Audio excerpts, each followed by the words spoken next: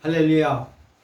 오늘 본 선교회에 나와서 또 방송으로 예배 드리는 여러분에게 하나님의 크신 축복이, 은총이 함께할 줄 믿습니다.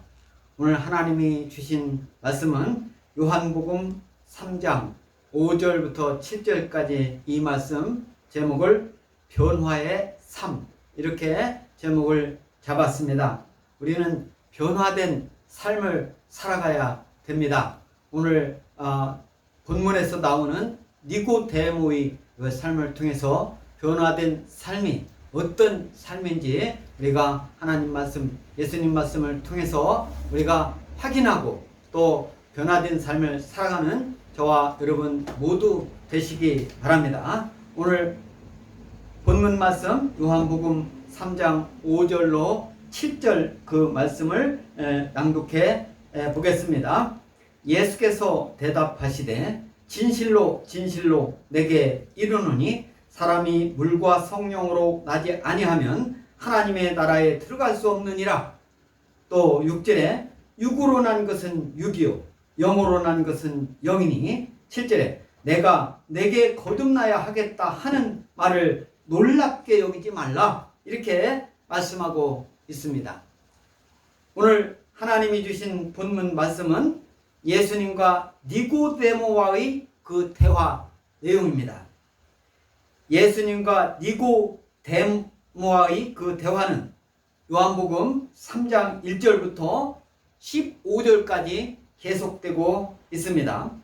예수님께서 산헤드린 공회원이자 바리새인이었던 니고데모와의 그런 대화를 통해서 중생의 도가 무엇인지 밝혀주는 하나님의 말씀입니다.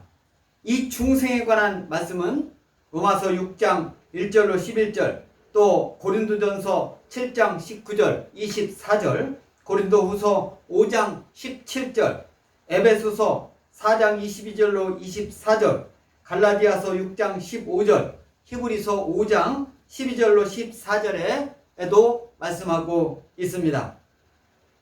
니고데모가 어느 날 예수님 앞에 나와서 영생의 도를 들었습니다. 이 사실은 우리의 인생 전체에게 여러 가지를 말해주고 있습니다. 니고데모는 유대인이었습니다. 나면서부터 특별한 약속을 입었을 뿐 아니라 약속을 굳게 잡고 살아가는 그런 사람이었습니다. 그는 바리새인이었습니다. 모세율법을 엄격히 배우고 전문적으로 연구하는 그런 사람이었습니다.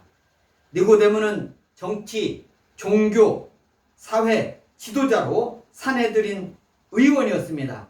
당시 산헤드린 의원은 70여 명밖에 되지 않는 선민 중에 선민이요, 그 신분과 명예가 이스라엘의 최고위층에 해당하는 그런 사람이었습니다.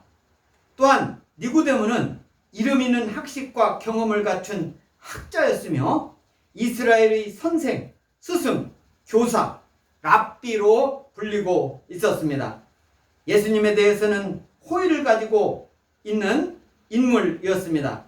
본래 바리새인들 대부분은 예수님을 반대하는 선동자들이었습니다. 그런데 그가 이렇게 예수님께 나온 것을 보면 예수님을 존경하는 생각을 가지고 있었음을 알 수 있습니다. 그는 겸손한 구도자였던 것입니다. 당시 예수님은 30세 정도의 연령이었을 것입니다. 그런데 아마도 예수님보다 더 나이가 많았을 듯한 니고데모가 정중히 나와서 선생님이여 하면서 자신의 문제 해결을 구했다고 하는 것은 겸손한 인격자였음을 알 수 있습니다. 종교적으로나 사회적으로 수준이 매우 높은 위치에 있는 사람이었습니다.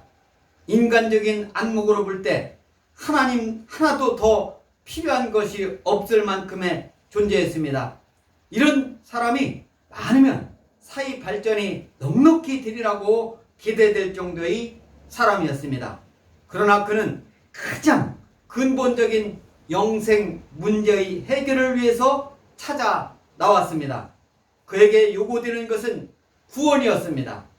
인생은 영혼의 구원을 얻기 전에 다른 모든 것을 가져도 인생의 문제 해결은 오지 않는다고 하는 것을 알 수 있습니다. 니고데모는 근본적인 이 구원의 문제에 대해서 우리에게 가장 귀중한 교훈을 주고 있습니다. 첫째로 니고데모가 예수님 앞에 나왔다고 하는 사실입니다. 니고데모가 예수님께로 나온 것은 구원의 길을 가장 바로 찾는 것이 되는 것입니다. 예수 그리스도 안에 모든 것이 있습니다. 그리스도의 십자가를 통해서 온갖 은총을 입습니다. 만물도, 세계도, 생명도, 죽음도, 어제 일도 장래 일도 다 너희 것이라고 고린도전서 3장 22절에 말씀하고 있습니다. 그리스도를 신앙할 때에 보이는 것, 보이지 않는 것, 하늘의 것, 땅의 것 모두가 다 나의 소유가 됩니다. 지식, 부, 도덕, 종교, 철학, 사상, 예술, 사회활동도 또 아브라함, 모세, 이사야의 영성이, 소크라테스, 플라톤, 칸트의 학문이, 단테, 베토벤, 바그너, 미켈란젤로, 다빈치, 밀레의 예술 세계가 모두 나의 소유가 되는 것입니다. 그리스도의 십자가를 소유하면 하나님과 하나가 됩니다. 하나님을 소유하게 되는 것입니다. 하나님의 상속자가 됩니다. 우주의 상속인이 되는 것입니다. 그러므로 예수 그리스도만이 인생의 길이요, 진리요, 생명입니다. 종교개혁자 마틴 루터는 인생을 세 가지로 나누었습니다. 하나는 보통 사람이라고 하는 것인데 양심의 가책도 없이 그저 무사 안일하게 살아갑니다.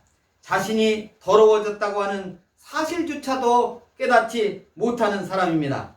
내가 지은 죄 때문에 하나님께서 진노하신다는 것도 느끼지 못하는 자입니다. 무감각자입니다. 이런 사람은 세속적인 사람이라고 합니다. 마틴 루터가 말한 두 번째 인상은 율법으로 위협을 느끼고 하나님의 진노를 깨닫는 사람입니다. 좀 바로 살려고 무한한 노력을 기울입니다. 그러나 불가능한 것을 깨닫게 되는 것이고 절망에 빠지게 된다고 하는 것입니다. 이런 사람은 도덕가라고 할 수 있습니다. 또 마틴 루터가 말한 인생 세 번째는 자기 죄도 하나님의 진노도 모두 깨달아 알고 자기만으로는 멸망받을 것을 알기 때문에 회개하고 예수 그리스도를 믿음으로 말미암아 의롭다함을 얻고 구원을 얻으려고 하는 사람들입니다. 이들이 참 그리스도인인 것입니다. 니고데모는 지금까지 루터가 말한 두 번째 사람이었을 것입니다. 다행히도 니고데모는 그리스도 앞에 나왔다는 것입니다. 바로 니고데모는 다른 것은 다 가지고 있었지만 그리스도 한 분을 가지고 있지 않았었습니다.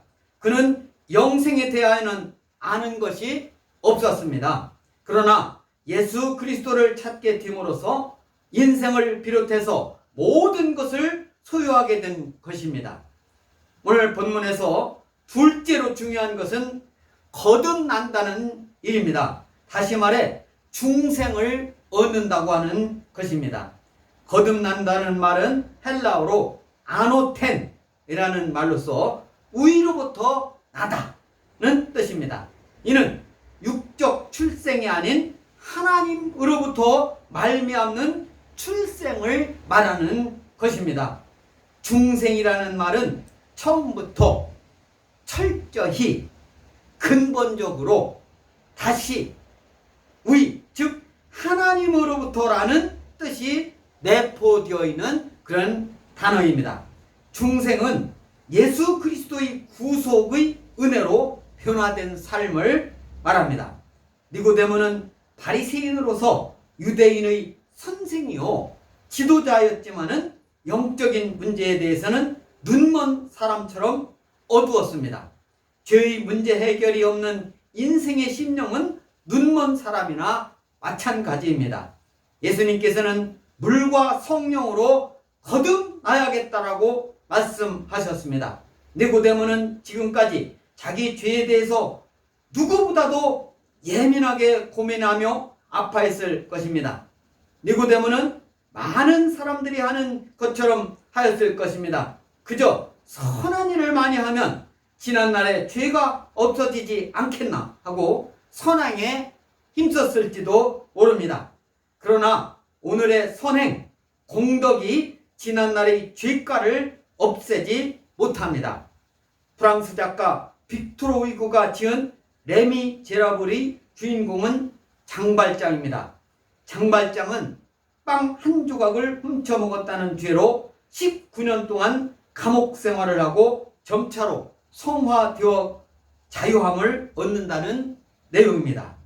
장발장이 회개하였어도 지난날에 도둑이었다는 사실은 남아 있습니다. 또 혹 잊어버리면 된다라고 생각했을지도 모르겠습니다. 많은 사람들이 죄를 잊어버리려고 노력합니다.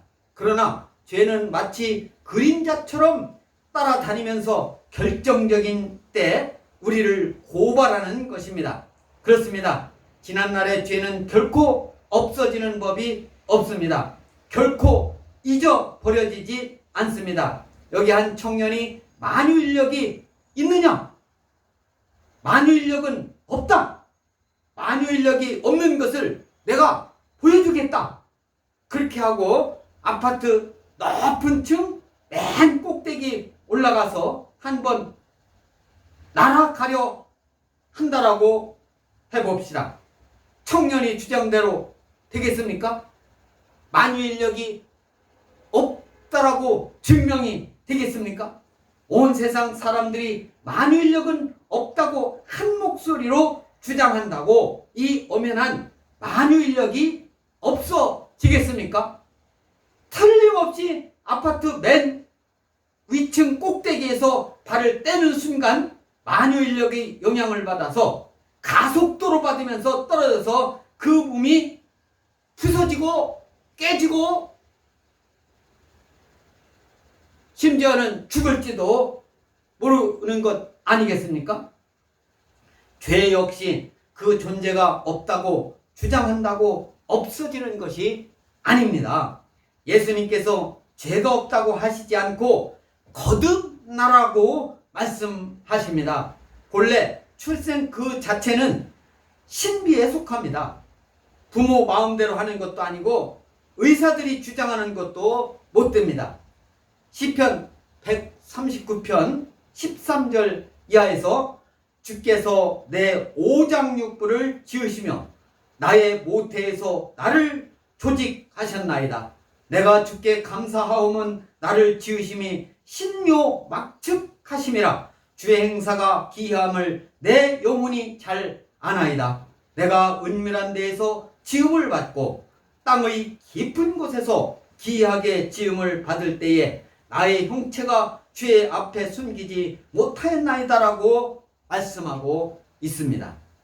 예수님께서 니고데모에게 거듭나라라고 하는 이 말씀은 육신이 아닙니다. 영혼이 다시 거듭나라고 하는 말씀인 것입니다. 육보다 영이 더 신비의 세계입니다. 이 거듭나라, 새로 나라라고 하는 이 말은 위로부터 라고 하는 뜻이 포함된 말씀입니다. 이 땅에서 새로 나는 것이라는 것은 없습니다. 하나님으로 말미암아 영적으로 재탄생하라고 하는 말씀인 것입니다. 새로 나면 설명할 필요가 없습니다. 체험으로부터 분명해지는 것입니다. 마치 바람을 볼 수 없는 것과 마찬가지입니다. 어디서 오는지 어디로 가는지 모릅니다. 그러나 소리로 들을 수가 있고 피부로 느낄 수가 있고 나뭇가지가 흔들리고 공기와 바람, 그 영향권 안에 없는 존재가 없습니다. 그리스도 안에서 새로 지음을 받으면 새로 거듭나게 되며 우리 생활 속에 명확해집니다.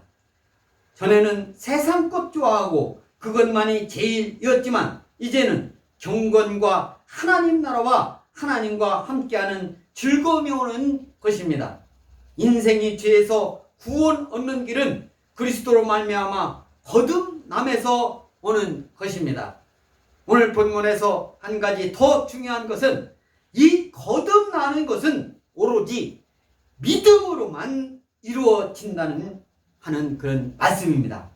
예수님께서 물과 성령으로 거듭나라라고 하셨을 때 이 물은 그리스도의 몸된 교회를 통한 침례를 말합니다. 저는 침례교 목사이기 때문에 침례, 세례라고 하는 것을 말씀하고 있죠. 하나님의 말씀을 의미하는 점도 됩니다. 베드로전서 1장 23절에 너희가 거듭난 것이 썩어질 씨로 된 것이 아니요 썩지 아니할 씨로 된 것이니 하나님의 살아있고 항상 있는 말씀으로 되었느니라 말씀하고 있습니다. 우리 인생은 하나님의 말씀으로 거듭납니다. 그런데 성령께서 침례, 즉 세례의 뜻을 알게 해 주십니다. 하나님의 말씀을 송이꿀보다 더 달게 받아들이도록 해 주시는 것입니다. 성령의 역사 속에서만 이 신비스러운 일이 이루어지는 것입니다. 우리 신앙생활에 가장 중요한 것은 믿음입니다. 순종입니다. 믿음만은 철두철미 순수하여야 합니다. 하나님 말씀에 순종하는 생활은 단순하며 무조건적이어야 합니다. 옛날 불뱀 정도가 아닌 죄악에 물려서 영과 육이 멸망에 빠지게 된 현대 사람들이 노땜이 아닌 그리스도의 십자가를 바라보는 신앙의 자세가 해이해지는 것은 아닌지 우리는 보살펴 봐야 하겠습니다. 하나님의 말씀에 순종하는 데에는 어떠한 조건이 있을 수도 없습니다. 하나님을 신앙하는 데 있어서는 어린 꼬마가 엄마를 믿는 이상으로 철두철미하고 분명하야 그리고 세상을 이기고도 남는 강한 믿음이 있어야 합니다. 하나님의 말씀을 지키는 데 있어서는 어리석을 정도로 순종해야 합니다. 이것이 우리가 사는 참된 길입니다. 하나님의 말씀에 순종하는 것이 변화의 삶의 근본이 되는 것입니다. 저와 여러분, 물과 성령으로 거듭나서 변화된 삶을 살아가는 저와 여러분 되시기 바랍니다. 오늘 예배드리는 여러분, 물과 성령으로 거듭나서 변화된 삶을 살아가는 주인공 되시기 바랍니다. 오늘 예배에 참여한 여러분 모두는 변화된 삶을 통해서 하나님 나라에서 영원히 살아가는 하나님 자녀의 삶이 되시는 축복받는 저와 여러분 되시기를 예수님 이름으로 축원합니다.